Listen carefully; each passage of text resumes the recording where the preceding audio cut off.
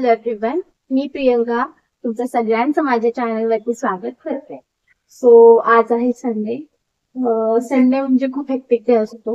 मला माहितीच मी वर्किंग आहे, सो मला आठवड्याभराचं पूर्ण शेड्यूलनुसार चालायला लागतो. सो आठवड्याभराचं पूर्ण जे मला वीकली प्लॅन असतं, भाज्या निवडणे किंवा काही वाटण करणे, सगळं मला करायचं असतं. त्यात ऍडिशनल आज असं आहे की गावावरून आलं खूप सारं, जवळजवळ 1-1.5 किलो असेल.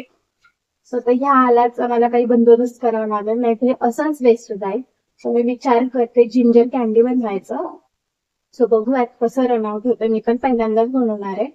सो हे जिंजर कॅन्डी आणि दुसरं की जिंजर गार्लिक पेस्ट बनवून ठेवेल, जेणेकरून मला जे काय म्हणतात रेग्युलर युजला पण मिळतं. एवढ्या आल्याचं कॅन्डी बनवणं इज नॉट पॉसिबल आणि ती चालणार पण नाही, कोण एवढी खाणार पण नाही. सो मी असे 2 हे ट्राय करणार आहे. आणि मग दिवसभराचे जे माझं संडेचं रुटीन असतात ते सकाळी उठून क्लिनिंग झालंय सगळ्या घराचं, फक्त किचन बाकी आहे. सगळं माझं काम झालं. आठवड्याभराचे जे काय प्रिपरेशन, मे बी रात्री मी माझं किचन करेल. काल मी एक हे केलं होतं, हे माझं खरं फसलं. ऍक्च्युली आल्यासोबत आवळे पण आणले होते पप्पांनी गावावरून. ते पण जवळजवळ 1 किलो असेल. पण त्यात असं झालंय की त्यात गुळ कमी पडल्यामुळे त्याच्या गोळ्याच होत नाहीये. ते पण आवळा कॅन्डी बनवते इन्स्टंट वाली ह्यासाठी, कारण ऊन नाहीये, पाऊस पडतोय आणि आवळा कॅन्डी बनायला ऊन लागतं. त्याच्यामुळे मी इन्स्टंट वाली बनवतीये, पण ती फसली. तो आता फसली म्हणजे त्याच्यात फक्त आता करेक्शन्स करायला लागतील. तिथं गुळ ऍड करावं लागेल. सो मग आता तो गुळ ऍड करून तिन्ही रेसिपी ऍड ऑन आहे. सो बघूयात. आणि लंच हा बेसिक असेल, त्यात काही वाद नाही, कारण खूप सारा टास्क असल्यामुळे बेसिकच लंच असेल. आणि आम्ही फक्त सासूसुना असंच जेवायला आहे. सो मे बी खिचडीच टाकेल, मे बी नाही, खिचडीच टाकेल. सो आता चला करूयात. तुम्ही पण बघा माझं रुटीन कसं असतं संडेचं. मी आलं भिजत ठेवलंय, जेणेकरून ह्याची सगळी माती निघून जाईल. सो आता मी पहिली भांडी घासून घेते. खूप सारी भांडी आहे नाश्त्याची वगैरे.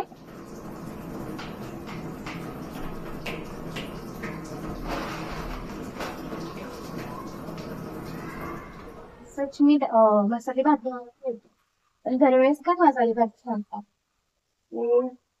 डाळ खिचडी की आणि हलकी पण कधीतरी आठवड्यातला 1 दिवस असं हलकं खावं, जेणेकरून पोटाची वाट लागत नाही.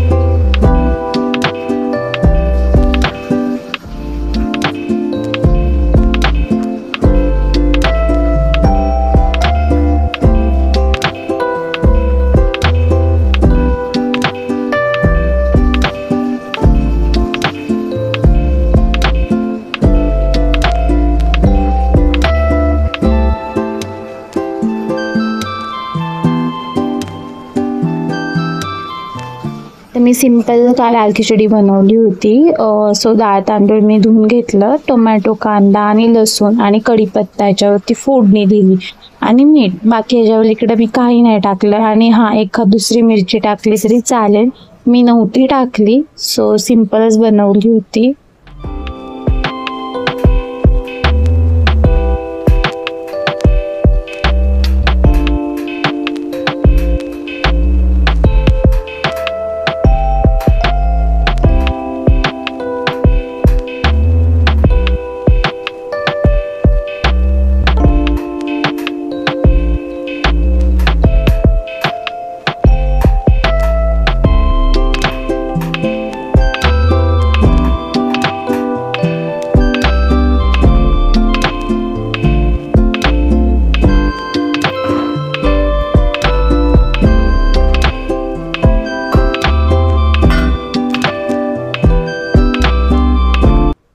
सो इथे ना मी एका साईडला खिचडी चढवली, दुसऱ्या साईडला जो माझा आवळ्याची कॅन्डी होती ती फसली होती, ती मी इथे करायला घेतली. सो त्याच्यात मी गुड ऍड ऑन केला एक्स्ट्रावाला आणि तो एका साईडला परतून ठेवला.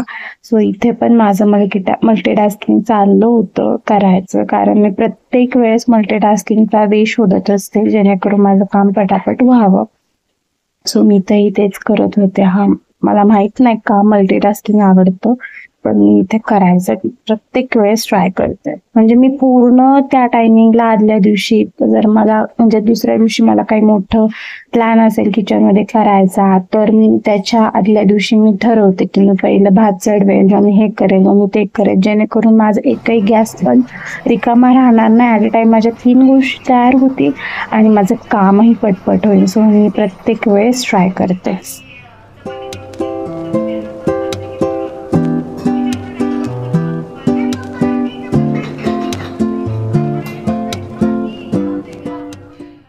सो इथे ना भरपूर आभाळ आलं होतं, सो लाईट तुम्हाला कमी दिसेल. सो ओके, तुम्ही समजून घ्या यावेळेस.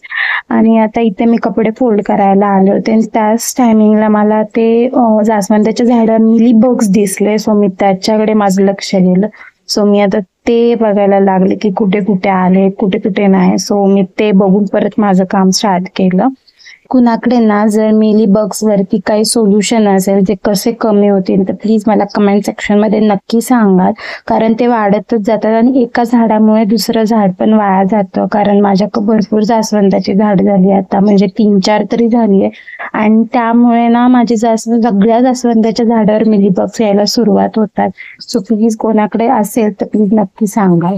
सो इथे ना खाली फेरीवाला आला होता. इथे भरपूर झाडं माझ्या बिल्डिंगच्या खाली फेरीवाले येतात, जिथं भाज्या येतात वेगवेगळ्या, आणि टोमॅटो, कांदे वगैरे, आणि छान दरामध्ये येतात. म्हणजे मार्केट रेट पेक्षा खूप छान दरामध्ये येतात. त्यामुळे मी इथं ते बघत होते की त्या फेरीवाल्याकडे काय काय आहे, आणि माझ्या घरात विचार पण करत होते माझ्या घरात काय काय. सो मला लागणार आहे का ती गोष्ट. मला इथे विचार आला की नाही लागणार आहे. सो मी ते पण गेले.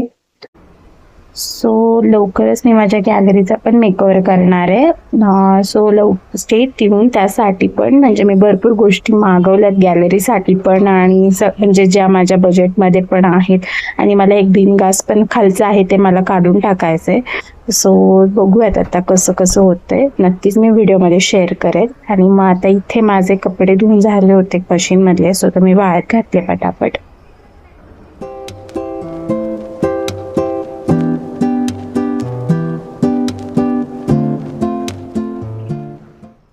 सो इथे ना आमचं जेवण झालं होतं, त्यानंतर मस्त खिचडी भात आम्ही खाल्ला होता, आणि त्यानंतर मग आम्ही टीव्ही बघायला बसलो, म्हणजे सिरियल.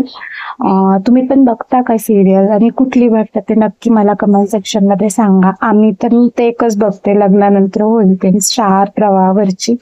त्यानंतर मला काही टाइम भेटत नाही, पण मी दिवसातून एकच बघते.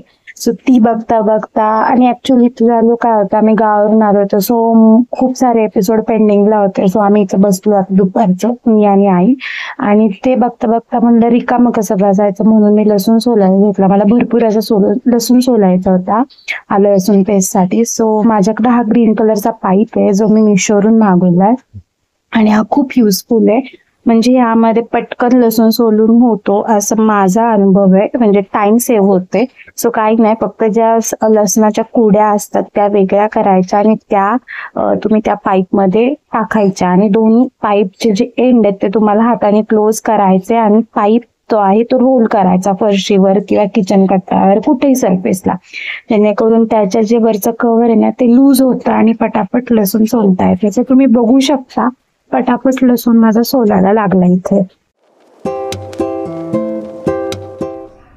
टीव्ही बघून झाला आमचा. त्यानंतर मग मी किचनमध्ये परत आले. किचन काही मला सुटत नाही आज. सो आज तुम्हाला सारखंच किचन दिसत असेल. So okay. त्यानंतर जे आवळा कँडीचं जे हे होतं, काय म्हणतात, पल्प होता, तो तयार झाला होता इथे, आणि हे मस्त लाडू आता वळायला लागले होते त्याचे. सो त्याला कोटिंग मला साखरेचंच द्यायचं होतं. सो मी बारीक साखर करून घेतली होती एका वाटीमध्ये, आणि पाण्यावरती मी रोल करत होते. म्हणजे हाताला मी पाणी लावत होते. तुम्ही तूप पण लावू शकता. सो मी इथं ते एक एक करून घेतले आणि त्यामध्ये रोल केला तो पावडर शुगरमध्ये तो लाडू. सो असे त्याचे कँडीज तयार झाले आणि इथं त्या बाळाचं माझ्या तिथं गेम खेळणं चाललं आहे. एका ग्लासमधून दुसऱ्या ग्लासमध्ये पाणी ओतायचं. सो ते तुम्ही बघाल.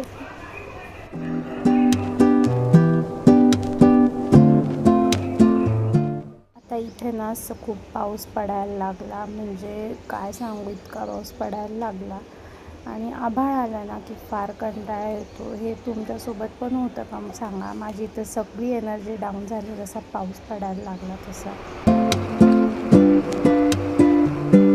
त्या पावसाच्या सीननंतर मला इतकं डाऊन फिलिंग झालं आणि मी झोपूनच घेतलं. म्हणजे जवळपास पाऊण तास तरी मी झोपली असेल आणि तो एक पॉवर नॅप ठरला माझा तो. म्हणजे माहीत नाही आणि त्याने खूप एनर्जी आली मला. मी फ्रेशच झाले इथं. सो मी ज्या आता इथं परत किचनमध्ये आले आणि ज्या कँडीज होत्या त्याने सगळ्या भरण्यांमध्ये भरून घेतल्या. इथे जिंजर कँडीचा पूर्ण प्लॅन फसला होता. म्हणजे माझ्या आता टाईम नव्हता राहिला, मला स्वयंपाक पण करायचा होता. सो मी जे काय आलं होतं ते सगळे फ्रीझरला डंप केले.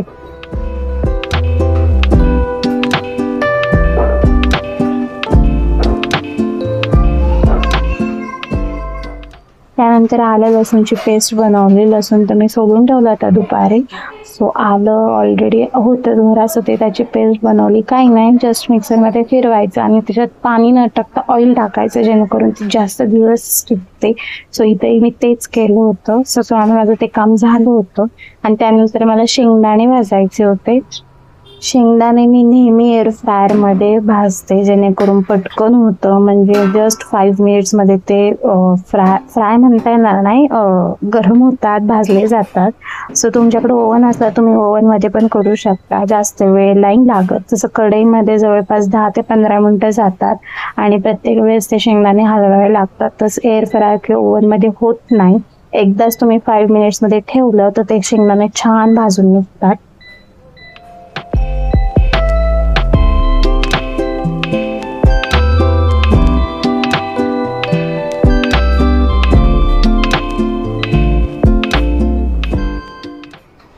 सो इथे सगळा किचन आवरून झाला होता आणि इथे ना मला रील पण शूट करायची होती. मी एक प्रोडक्ट मागवलं होतं मिशोवरून. सो त्याचं रील शूट करण्यासाठी मी तिकडं मोबाईलची ॲडजस्ट केला. सो ॲट अ टाईम दोन्हीकडं माझं शूट झालं ह्यामुळे. सो इथे आता मी तेच काम चाललं होतं माझं. सो इथे ते ब्रश मागवले होते. त्यामध्ये 3 टाईपचे ब्रश होते. एक हार्ड होता, एक सॉफ्ट होता, एक मीडियम होता. सो जे आपलं दूध वगैरे उतू गेल्यानंतर जे काळं होतं नंतर ते काही तारेच्या घासणी पण सहजी निघत नाही. सो यासाठी मी ते मागवले होते आणि वंडर म्हणजे खूप छान आलं ते आणि खूपच भारी निघालं. सगळं जे कोपऱ्यातलं ऑइलचे थर असतात ते सुद्धा निघतात. काहीच प्रॉब्लेम नाही ह्या प्रोडक्टला. म्हणजे खूप सुंदर प्रोडक्ट आलं ते.